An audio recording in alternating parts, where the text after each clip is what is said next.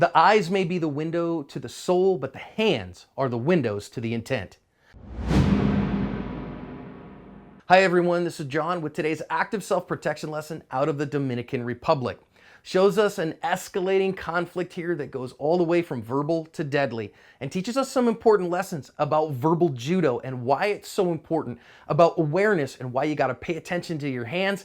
And unfortunately, we're going to talk about spiritual fitness today. So this looks like a nightclub or something, and this guy decides, hey, I'm going to go in here. But the guy in the white shirt is a bouncer, and he grabs a hold of that guy. He's like, nah, man, you're not going in there. Now, I don't know what the problem was that kept him from going in there, because you're going to see several other people go in there. But at any rate, this bouncer says, you're not going in my club. And the guy's going to get frustrated about it. Now, the guy in the checkered shirt's going to come back into this issue in just a minute. But our bouncer's like, nah, man, I'm not having this thing. And so the guy in the checkered shirt's trying to kind of intervene and talk to the two of them. But you can see that the dialogue is getting a little bit heated. They don't like what each other's saying. And so it's getting a little bit high. And what's going on here is now watch this. Watch the bouncer here is going to give him a little push right in the middle of his chest and his neck. And the guy in the blue shirt doesn't like that. That kind of ego fight gets him really riled up. And he draws a gun. And when he decides that he has had enough of this, he's going to just shoot the guy in the head and end his life. And that's how this one ends, everybody. Kicks him in the head and walks off.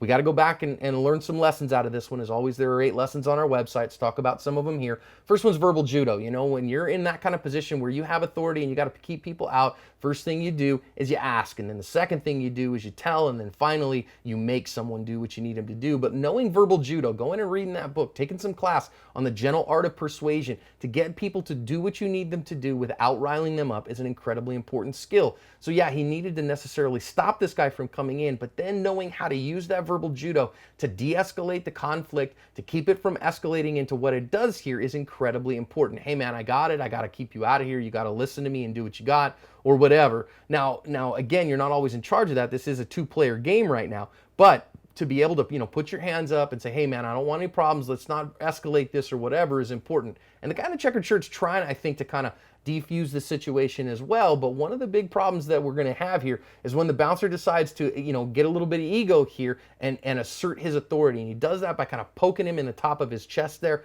maybe right in his neck and kind of give him a little bit of what for. And that's asserting dominance, but boy, you better be ready for the fight when that happens, because that's going to escalate the conflict. That could very well make him angry, and it clearly did here. Now, next we want to talk about watching where your threats are. This guy's got a lot of stuff going on and coming out of the bar, but you got to know where your threat is right now, and you got to see the hands. Boy, the eyes are the windows to the soul, but the hands are the windows to the intent, and this guy's just drawn a gun. I guarantee you, if this bouncer was paying attention and saw him draw the gun, he's not going to stand there nonchalantly while this guy has all the opportunity in the world to shoot him. So if you have an active threat in your area, watch their hands, because it's the hands that kill. So finally, this guy decides to use it, and unfortunately ends this guy's life very quickly. So we do need to talk about spiritual fitness, because you don't know what your last day is, and this guy certainly didn't wake up saying, man, I'm going to die today. So instead of wondering if it's going to be your day, make sure that you are spiritually fit, that you've said everything to your family that you need to say so that you're at peace with your family, and that you and God are at peace, that you and Jesus have had all the interactions that you need to, so that you're at peace with him, so that you're ready to meet him on that day, because on that day you'll need it, and you need to be ready in advance. So let's learn those verbal judo skills, watch the hands, and be spiritually fit to cover our asp.